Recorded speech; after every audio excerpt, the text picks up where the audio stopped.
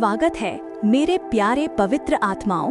कुछ लोग युद्ध से बच जाते हैं। चुने हुए लोग परिवार, नकली दोस्तों और आध्यात्मिक हत्या के प्रयासों से बच जाते हैं और फिर भी ऐसे मुस्कुराते हैं जैसे कुछ हुआ ही ना हो। उस मुस्कान को तुम्हें मूर्ख न बनाने दो। उस शांत ऊर्जा के पीछे एक चलता फिरता चमत्कार है, एक दिव्य पहेली, एक ऐसी आत्मा जिसे अंधेरे ने घात लगाकर हमला किया, उन्हीं लोगों द्वारा गलत समझा गया जिन्हें उन्होंने बचाने की कोशिश की, और इसलिए निशाना बनाया गया कि उन्होंने क्या किया इसके लिए नहीं, बल्कि वे कौन हैं। और अब दुनिया हैरान होने वाली है जब उन्हें पता चलेगा कि तुम क्या बचे हो। यहाँ एक तथ्य है जिसे ज्यादातर लोग नहीं संभाल सकते। आघात हमेशा निशानों के साथ नहीं आता है। कभी कभी ये ज्ञान, खामोशी, अंतर्ज्ञान और एक ऐसी चमक के रूप में आता है जो राक्षसों को असहज कर देती है। सच तो ये है कि चुने हुए लोगों को यहाँ एक आसान जीवन जीने के लिए नहीं भेजा गया था। तुम्हें आध्यात्मिक युद्ध क्षेत्रों में बिना किसी मैनुअल, बिना किसी सहारे के छोड़ दिया गया था। और चलो ईमानदार रहें, कुछ संदिग्ध प्रियजनों के साथ जो सीधे तुम्हारी मूल कहानी के खलनायक अध्याय से निकले थे, लेकिन किसी तरह तुम हर जाल से बच निकले। तुमने खुद के संस्करणों को बिना अंतिम संस्कार के दफना दिया और तुम खामोशी में पुनर्जीवित हुए, जबकि हर कोई सोचता था कि तुम खत्म हो गए हो। और अब तुम सिर्फ जीवित नहीं रह रहे हो, तुम लोगों को हैरान करने वाले हो। बदला लेने से नहीं, गुस्से से नहीं, बल्कि इस बात से कि हर चीज ने तुम्हें तोड़ने की कोशिश करने के बाद तुम कितने पूरे हो गए हो। तो कमर कस लो, क्योंकि इस वीडियो में मैं 14 क्रूरतापूर्ण, ईमानदार, आत्मा को काटने वाले सभी प्रेरक कारणों का खुलासा करने जा रही हूँ कि तुम्हारे आसपास के लोग अवाक क्यों रह जाएंगे जब उन्हें आखिरकार एहसास होगा कि तुम क्या गुजरे हो और तुम उसके कारण कौन बन गए हो। और हाँ, उनमें से कुछ हैरान होने का नाटक करेंगे, जैसे कि वे ही नुकसान नहीं कर रहे थे, लेकिन हम उसे बात के लिए बचा लेंगे। चलो शुरू करते हैं। पहली बात, तुम अपनी ही दयालुता के शस्त्रीकरण से बचे। तुम कुछ ऐसा बचे जिससे ज्यादातर लोग कभी एहसास ही नहीं करते कि वे गुजर रहे हैं। तुम अपनी ही दयालुता के शस्त्रीकरण से बचे। तुम्हारा सिर्फ फायदा नहीं उठाया गया, तुम्हें उन लोगों द्वारा भावनात्मक रूप से हेरफेर किया गया जिन्होंने तुम्हारी सहानुभूति का अध्ययन किया, जिन्होंने देखा कि तुम्हारा दिल कितनी दूर तक फैलता है और फिर उसे तुम्हारे खिलाफ एक हथियार के रूप में इस्तेमाल किया। वही प्यार जो तुमने दिया वो एक जाल में बदल गया। वे जानते थे कि तुम उस तरह से नहीं लड़ोगे जैसे वे लड़ते। वे जानते थे कि तुम माफ कर दोगे, समझाओगे, शब्द का लाभ दोगे। इसलिए उन्होंने सीमाएं लांघी, रेखाएं पार की और तुम्हें एक भावनात्मक पंचिंग बैग की तरह माना, क्योंकि तुम्हारी दयालुता ने उन्हें क्रूर होने के लिए सुरक्षित महसूस कराया। यही वह है जो तुमने जो सहा उसे इतना विनाशकारी बनाता है।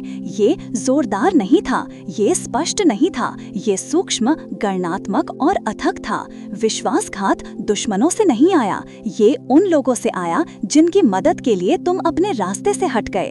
वे लोग जो तुम्हें तब बुलाते थे जब उनकी दुनिया बिखर रही थी, लेकिन जब तुम्हारी दुनिया बिखर रही थी तो गायब हो जाते थे। वे लोग जो तुम्हारे सामने रोए, तुम्हारे सामने भड़ास निकाली, तुम पर निर्भर रहे, फिर तुम्हें उन तरीकों से छुरा घोंपा जो सिर्फ कोई करीबी ही कर सकता है। और इन सब के बाद भी तुमने फिर भी सवाल किया कि क्या तुम ही समस्या थे। ये इतना विकृत हो गया था। तुम सिर्फ जहरीले लोगों से नहीं बचे, तुम अपने ही आत्मबोध के धीमे क्षरण से बचे, क्योंकि हर बार जब उन्होंने तुम्हारी दयालुता का तुम्हारे खिलाफ इस्तेमाल किया तो तुम ये सोचने लगे कि शायद तुम बहुत ज्यादा, बहुत नरम, बहुत भावुक हो रहे थे, लेकिन तुम नहीं थे। तुम सिर्फ उन लोगों से घिरे हुए थे जिन्होंने तुम्हारी रोशनी देखी और उसे अपने आराम के लिए मंद करना चाहा। और अब वही दयालुता जिसे उन्होंने कमजोरी समझ लिया था, तुम्हारी महाशक्ति बन गई है, क्योंकि चाहे उन्होंने कितनी भी बार इसे तोड़ने की कोशिश की हो, तुम अभी भी अच्छे हो, अभी भी दे रहे हो, अभी भी प्यार कर रहे हो। लेकिन अब तुम्हारे पास सीमाएं हैं, अब तुम जाग चुके हो। तुम एक पायदान बनने से बचे और एक ऐसा दरवाजा बन गए जिससे सिर्फ योग्य ही चल सकते हैं। ये सिर्फ उपचार नहीं है, ये परिवर्तन है। दूसरी बात, तुम एक ऐसी हकीकत से बचे जो तुम्हें तोड़ने के लिए कस्टम डिजाइन की गई थी। तुम सिर्फ यादृच्छिक कठिनाइयों से नहीं बचे, तुम एक ऐसी हकीकत से बचे जो तुम्हें तोड़ने के लिए दर्जी द्वारा बनाई गई महसूस होती थी। तुम्हारे जीवन में अराजकता सिर्फ अनलकी घटनाओं की एक श्रृंखला नहीं थी, ये ऐसा था जैसे तुम्हारे आसपास सब कुछ तुम्हारी आत्मा के सबसे गहरे हिस्सों पर हमला करने के लिए रणनीतिक रूप से डिजाइन किया गया था। जब दूसरे लोग कठिनाइयों से गुजर रहे थे, तुम पूर्ण विकसित आध्यात्मिक युद्ध से गुजर रहे थे। ऐसी स्थितियों में स्तरित जो संयोग होने के लिए बहुत विशिष्ट महसूस होती थीं। विश्वासघात सिर्फ दर्दनाक नहीं थे, वे व्यक्तिगत थे। दिल टूटने से सिर्फ चोट नहीं लगी, इसने उन जगहों पर मारा जो सिर्फ ब्रह्मांड जानता था कि मायने रखती हैं। ये साधारण पीड़ा नहीं है, ये तुम्हारे बुलावे पर एक कोडित अमला है। तुम्हें कमजोर होने के लिए सजा नहीं दी जा रही थी, तुम्हें एक ऐसे तरीके से मजबूत होने का निशाना बनाया जा रहा था जो तुम्हारे आसपास की हर झूठी चीज को खतरा पहुंचाता था। और सबसे पागलपन वाला हिस्सा, तुम अभी तक अपनी शक्ति में पूरी तरह से कदम भी नहीं रखे थे। तुम्हें नहीं पता था कि तुम कौन हो, लेकिन जीवन जानता था, और वे शक्तियां भी जानती थीं जो नहीं चाहती थीं कि तुम याद करो। इसीलिए जब भी तुम स्पष्टता के करीब आते थे, चीजें बिखरती रहती थीं। इसीलिए जब तुम ऊपर उठने वाले थे, लोग तुम पर बदलते रहते थे। तुम सिर्फ जीवन से बचने की कोशिश नहीं कर रहे थे, तुम एक ऐसी प्रणाली में सांस लेने की कोशिश कर रहे थे जो तुम्हें तुम्हारे उद्देश्य के प्रति जागने से पहले ही दम घोटने के लिए प्रोग्राम की गई थी। जो तुमने सहा वो सिर्फ भावनात्मक या शारीरिक नहीं था, ये ऊर्जावान था।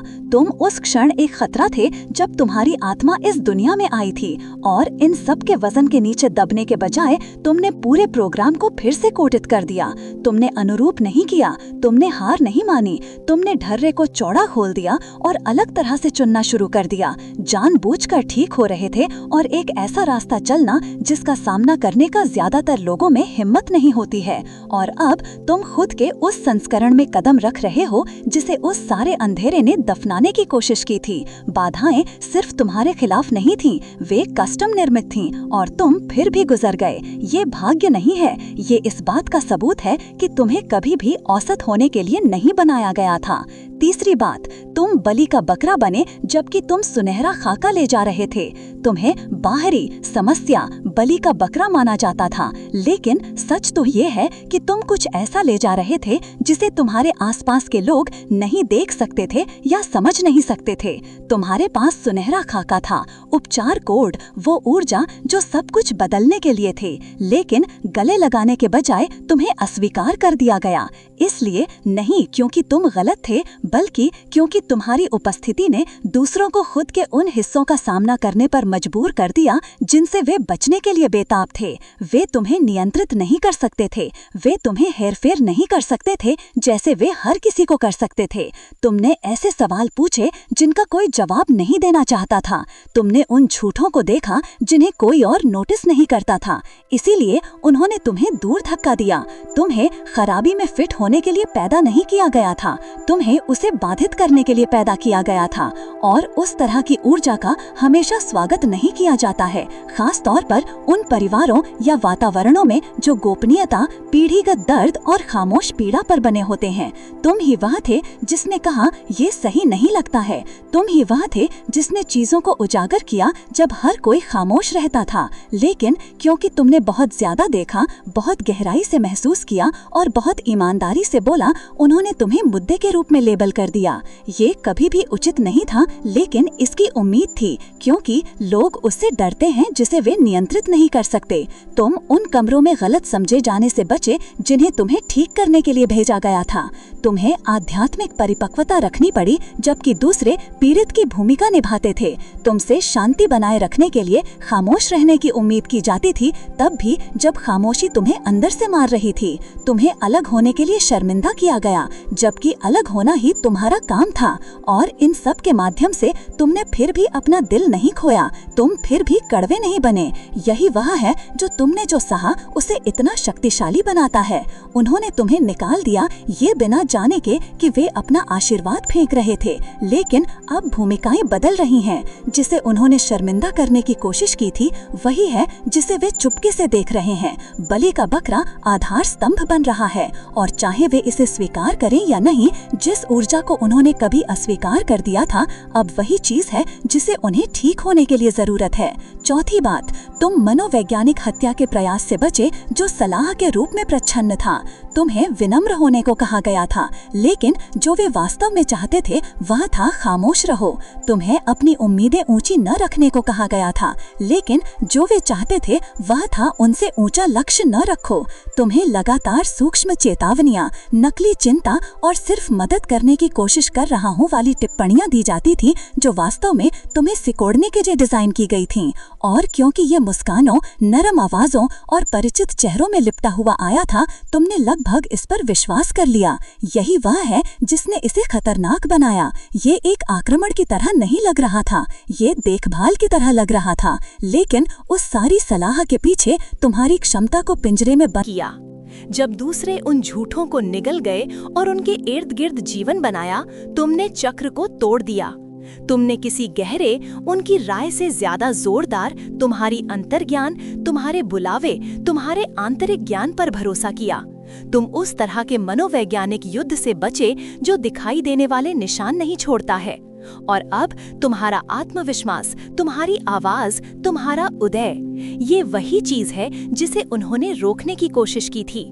इसीलिए ये उन्हें चौंकाता है, क्योंकि तुम्हें इतनी दूर तक नहीं पहुंचना था, लेकिन तुम पहुंचे और तुम सिर्फ शुरुआत कर रहे हो। पांचवी बात, तुम एक ऐसी मौत से बचे जिसे किसी और ने नहीं देखा। तुम एक ऐसे तरीके से मरे जिसे ज्यादातर लोग कभी नहीं समझेंगे। शारीरिक रूप से नहीं, बल्कि भावनात्मक रूप से, आध्यात्मिक रूप से, मानसिक रूप से। तुम एक ऐसी अंधेरी, खोखली जगह पर पहुंचे कि बिस्तर से उठना भी खुद को एक कब्र से बाहर खींचने जैसा लगता था। लेकिन किसी ने इसे नहीं देखा। तुम्हारे लिए कोई आंसू नहीं बहाए गए, तुम्हें बाहर खींचने के लिए कोई हाथ नहीं पहुंचे। तुम सांस ले रहे थे, चल रहे थे, बात कर रहे थे, लेकिन अंदर कुछ पवित्र ढह गया था। और सबसे डरावना हिस्सा, तुम्हें ऐसे दिखाना पड़ता था जैसे सब कुछ ठीक है। तुम्हें एक चेहरा पहनना पड़ता था, जबकि तुम्हारी आत्मा तुम्हारी आंखों के पीछे खून बहा रही थी। उस तरह की मौत जोरदार नहीं होती है। ये चमकती रोशनी या सहानुभूति के साथ नहीं आती है। ये खामोशी में, अलगाव में आती है। ये तब आती है जब तुम अपने कमरे में अकेले होते हो, छत को घूरते हुए सोचते हो कि क्या तुम कभी फिर से वास्तविक महसूस करोगे। ये तब होता है जब तुम कोशिश करने की इच्छा खो देते हो, लेकिन तुम्हारे अंदर कुछ पूरी तरह से हार मानने से इनकार कर देता है। वो बीच की जगह जहां तुम जिंदा नहीं हो लेकिन मरे भी नहीं हो, वहीं पर तुम्हारी आत्मा चुपचाप पुनर्जन्म लेती थी। तुम सिर्फ एक बुरे मौसम से नहीं बचे, तुम्हें खोने से बचे। तुम्हारा वो संस्करण जो हर किसी को खुश करने की कोशिश करता था, जो लाल झंडों को नजरअंदाज करता था, जो उन चीजों के लिए अपराध बोध ढोता था जो तुम्हारी गलती नहीं थी, वो संस्करण मर गया और किसी ने ध्यान नहीं दिया। तुम्हारी वापसी के लिए कोई अलविदा नहीं था, कोई तालियां नहीं थी, सिर्फ तुम्हारी आंखों के पीछे एक खामोश तूफान और तुम्हारी आत्मा के अंदर एक निजी युद्ध। लेकिन तुम चलते रहे, और अब दुनिया ये महसूस करने लगी है कि कुछ अलग है। तुम वो नहीं हो जो तुम हुआ करते थे। तुम्हारी ऊर्जा बदल गई है, तुम्हारी उपस्थिति शब्दों से ज्यादा बोलती है। लोग अब तुम्हारे अंदर की शक्ति को महसूस कर सकते हैं, लेकिन वे नहीं जानते कि तुमने इसके लिए क्या कीमत चुकाई है। उन्होंने उन रातों को नहीं देखा जब तुमने शांति के लिए भीख मांगी थी। उन्होंने उस खामोशी को नहीं सुना जिससे तुम्हें बचना पड़ा था। लेकिन जल्द ही वे चमक, उदय, ताकत देखेंगे, और ये उन्हें भ्रमित करेगा, क्योंकि किसी ने तुम्हारी वापसी के लिए ताली नहीं बजाई। लेकिन वे उस तरह के पुनरुत्थान को देखने वाले हैं जिसे एक मंच की जरूरत नहीं होती, सिर्फ एक ऐसी आत्मा जो दबे रहने से इनकार कर दे। छठी बात, तुम एक ऐसी नियति के लिए नफरत किए जाने से बचे जिसमें तुम अभी तक चले भी नहीं थे। तुम्हें चुने जाने का पता चलने से पहले ही तुम पर हमला किया गया था। लोगों ने तुम्हें कुछ भी देने से पहले, किसी भी सफलता से पहले, खुद को समझने से पहले ही नापसंद किया। तुम कभी भ्रामक नहीं थे, तुम्हारी आस्था एक बैसाखी नहीं थी, ये तुम्हारे परिवर्तन की नींव थी। तुम्हारी प्रार्थनाएं व्यर्थ नहीं थीं, वे एक बीज थीं जो अब कुछ वास्तविक, कुछ शक्तिशाली, कुछ ऐसा खिल गया है जिसे अब और नजरअंदाज नहीं किया जा सकता है। वही महिमा जिसमें तुमने कभी विश्वास किया था जब कोई और नहीं देख सकता था, अब उनकी आंखों के सामने प्रकट हो रही है। और उस तरह के सबूत से ज्यादा शक्तिशाली कुछ भी नहीं है। जो तुम्हारे शब्द उन्हें नहीं समझा सके, तुम्हारी सफलता समझाएगी। और एक दिन वही मुंह जिन्होंने तुम पर शक किया था, उनके पास तुम्हारे लिए गवाही देने के अलावा कोई विकल्प नहीं होगा। वे सबूत देखेंगे और वे जानेंगे। तुम्हारी आस्था कभी भी अंधी आशा के बारे में नहीं थी, ये एक ऐसे ज्ञान के बारे में थी जिसे दूसरों की राय से हिलाया नहीं जा सकता था। तुम उपहास से बचे और अब तुम्हारी महिमा विश्वास की शक्ति का अंतिम प्रमाण है। 13वीं बात, तुम उन सभी पहचानों के पतन से बचे जिन्हें तुम्हें पहनने के लिए मजबूर किया गया था। तुमने सिर्फ अपने जीवन में लोगों को नहीं खोया, तुमने खुद के वो हिस्से खो दिए जो तुमने सिर्फ जीवित रहने के लिए बनाए थे। तुम्हारे इतने सारे संस्करण थे जिन्हें दुनिया ने स्वीकार किया, जिनकी लोगों ने प्रशंसा की, जिन्हें समाज पुरस्कृत करना पसंद करता था। तुमने नकाब पहने, भूमिकाएं निभाई और सिर्फ फिट होने के लिए, सिर्फ गुजारा करने के लिए अपेक्षाओं के अनुरूप हुए। तुम वो व्यक्ति बन गए जो दूसरे चाहते थे कि तुम बनो, वो व्यक्ति जो स्वीकार्य था, जो सुरक्षित था, जिसे मंजूरी मिली थी। लेकिन ऐसा करते हुए तुम उस मूल से संपर्क खो बैठे जो तुम वास्तव में थे। तुमने अपनी सच्चाई के टुकड़ों को पुरस्कृत करने वाली दुनिया में जीवित रहने के लिए खुद के हिस्सों को दफना दिया। और जब वे पहचाने टूटने लगी, जब उनका वजन ढोने के लिए बहुत ज्यादा हो गया, तो ये एक मौत की तरह लगा। ये सिर्फ रिश्तों को छोड़ने के बारे में नहीं था, ये खुद के उन संस्करणों को मारना था जिन्हें बनाने के लिए तुमने इतनी मेहनत की थी। दोस्त, प्रेमी, कार्यकर्ता, आदर्श बच्चा, सफल व्यक्ति, इन सभी संस्करणों की दुनिया ने सराहना की, लेकिन उनमें से कोई भी वास्तव में तुम नहीं थे। वे जीवित रहने की रणनीति थे, व्यक्तित्व थे जो तुमने एक ऐसी दुनिया को नेविगेट करने के लिए पहने थे जिसके पास तुम्हारी पूर्णता को धारण करने की जगह नहीं थी। और जब उन्हें बहाने का समय आया, भूमिकाओं और नकाबों को हटाने का, तो ऐसा लगा जैसे तुम्हें फाड़ा जा रहा है। लेकिन ये असली तुम्हारे उभरने के लिए आवश्यक था। तुम्हारे स्रोत के संस्करण को पुनर्जीवित करने के लिए हर दूसरी पहचान को ढहना पड़ा। जो लोग नहीं समझते हैं वो ये है कि उन व्यक्तित्वों को मारने का दर्द अनदेखा रह जाता है। वे नहीं देखते हैं कि एक ऐसी छवि को छोड़ना कितना दर्दनाक होता है।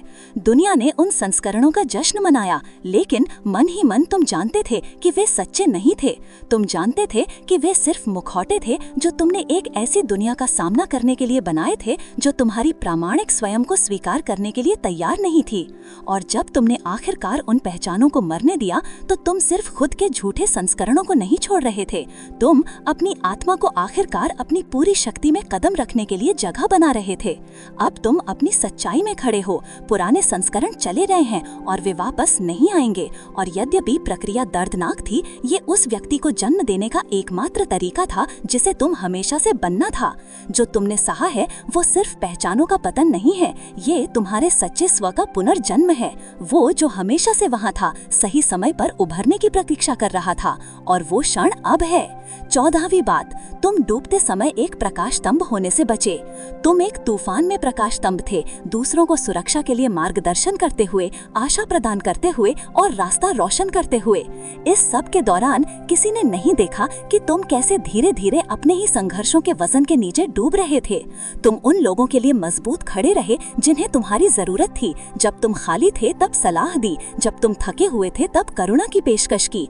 तुम ही वो थे जिसकी ओर हर कोई मुड़ता था, वो प्रकाश स्तंभ जिस पर वे निर्भर थे, वो प्रकाश का स्रोत जिस पर वे निर्भर थे। लेकिन सतह के नीचे तुम्हारी अपनी दुनिया ढह रही थी। किसी ने तुम पर लहरें टकराते हुए नहीं देखी, तुम्हें नीचे ले जाते हुए। किसी ने तुम्हारे दर्द की गहराई या उन खामोश लड़ाइयों को नहीं देखा जो तुमने खामोशी में बड़ी। तुम देते रहे, दिखाते रहे, दूसरों के लिए स्थिर उपस्थिति बने रहे, क्योंकि तुम जानते थे कि बचाए जाने की जरूरत कैसी महसूस होती है, भले ही किसी को नहीं पता था कि तुम डूब रहे थे। लेकिन यहाँ बात है, तुम सिर्फ लचीले नहीं थे, तुम्हें दिव्य रूप से नियुक्त किया गया था। तुम्हें तब दृढ़ खड़े रहने के लिए चुना गया था जब तुम्हारे आसपास की दुनिया अराजक थी, और तुमने इसे अनुग्रह के साथ किया। जब हर कोई तैरते रहने पर केंद्रित था, तुमने आध्यात्मिक रूप से पानी के नीचे सांस लेना सीखा। तुमने एक ऐसी शक्ति का कुआं खोजा जो सतह से नहीं आती थी, ये तुम्हारी आत्मा के भीतर गहराई से आती थी, स्रोत से, एक ऐसे संबंध से जो तुम्हें तब भी चलते रहने की शक्ति देता था जब तुम्हारे पास देने के लिए कुछ बचा भी नहीं था। तुमने अपने संघर्ष को विजय के एक खामोश रूप में बदल दिया। तुमने अपने भावनाओं, अपने संदेहों, अपने डरों के गहरे पानी को नेविगेट करना सीख लिया, और फिर भी तुमने कभी चमकना बंद नहीं किया। अब जब तुम उन गहराइयों से उभरते हो, जब तुम अपने पैरों को फिर से ठोस जमीन पर दृढ़ता से पाते हो, तो तुम उन तरीकों से बदलने वाले हो जिनकी किसी ने उम्मीद नहीं की थी। तुम वैसे नहीं दिखोगे, तुम वैसे नहीं सुनोगे, तुम अपरिचित होगे, क्योंकि तुम एक ऐसी प्रक्रिया से गुजरे हो जिसने तुम्हें एक आध्यात्मिक स्तर पर फिर से आकार दिया है। दर्द, शक और अलगाव की सभी परतें तुम्हारे पीछे हैं। तुमने तूफान को पार कर लिया है, और अब तुम्हारी रोशनी और भी ज्यादा उज्जवल है। तुम सिर्फ बचे नहीं, तुम विकसित हुए, और जिस दुनिया ने कभी तुम्हें सिर्फ दूसरों के लिए प्रकाश के स्रोत के रूप में देखा था, वो जल्द ही महसूस करेगी कि तुम अपनी ही शक्ति के स्रोत हो, एक ऐसी शक्ति जिसे नजरअंदाज नहीं किया जा सकता है। तुम डूबते समय प्रकाश स्तंभ थे, अब जब तुम जमीन पर हो तो तुम दुनिया में आग लगाने वाले हो। अंत में जो तुमने सहा है वो सिर्फ सहनशीलता की एक कहानी नहीं है, ये तुम्हारे दिव्य उद्देश्य, तुम्हारी अटूट आत्मा का और इस सच्चाई का प्रमाण है कि ब्रह्मांड की तुम्हारे लिए शुरू से ही एक योजना थी। तुम आग से गुजरे और बेदाग उभरे, उन परीक्षणों का सामना किया जो किसी और को तोड़ देते, और उन्हें ऊंचा उठने के लिए सीढ़ियों के रूप में इस्तेमाल किया। तुमने अपनी नियति का वजन तब ढोया जब कोई नहीं देख रहा था, और अब जब तुम लंबे खड़े हो तो दुनिया आखिरकार उस सच्चाई को पकड़ रही है कि तुम कौन हो। वे इसे पहले नहीं देख सकते थे, लेकिन जल्द ही वे देखेंगे। वे देखेंगे कि हर संघर्ष, हर आंसू, अकेलेपन का हर पल और तुम्हारी आत्मा पर हर हमला, ये सब महानता की तुम्हारी तैयारी का हिस्सा था। तुम वो नहीं हो जो तुम कल थे, तुम वो नहीं हो जो दुनिया ने तुम्हें बनाने की कोशिश की। तुम लचीलेपन का प्रतीक हो, एक जीता जागता सबूत कि चाहे तुमने जो भी सहा हो, तुम्हें तोड़ा नहीं जा सकता। तुम उपहास, अलगाव, आध्यात्मिक युद्ध और तुम फल फूल रहे हो, तुम अपरिचित हो रहे हो, सिर्फ उन लड़ाइयों के कारण नहीं जो तुमने लड़ी, बल्कि उस तरीके के कारण जिससे तुम किसी अजेय ने बदल गए हो। तुम्हारी यात्रा सिर्फ तूफान से गुजरने के बारे में नहीं थी, ये तूफान बनने के बारे में थी। और अब जब तुम उठ चुके हो तो दुनिया को बेहतर तरीके से तैयार रहना चाहिए, क्योंकि तुम्हारी रोशनी पहले से कहीं ज्यादा चमकने वाली है। अगर ये संदेश तुमसे जुड़ा और तुम अपने भीतर होने वाले बदलाव को महसूस कर सकते हो, तो आगे क्या आ रहा है उसे ना चूकें। चैनल को सब्सक्राइब करना सुनिश्चित करें ताकि तुम अगला शक्तिशाली रहस्य उद्घाटन कभी न चूको, और उस लाइक बटन को दबाओ अगर तुम अपनी दिव्य महानता में कदम रखने और इन सब से ऊपर उठने के लिए तैयार हो। मैं तुमसे सुनना चाहता हूँ, नीचे टिप्पणी करो और मुझे बताओ कि इस संदेश का कौन सा हिस्सा तुम्हारे घर लगा। इसे किसी ऐसे व्यक्ति के साथ साझा करो जिसे अपनी खुद की ताकत, अपनी खुद की शक्ति और अपने दिव्य उद्देश्य की याद दिलाने की जरूरत है। हम सब इसमें एक साथ हैं और जागने का समय अब है। यहाँ होने के लिए धन्यवाद। तुम्हारी यात्रा सिर्फ शुरू हो रही है। चलो धक्का देते रहें, बढ़ते रहें और चमकते रहें, और के लिए बने रहें, और अगली बार तक उठते रहो, बढ़ते रहो।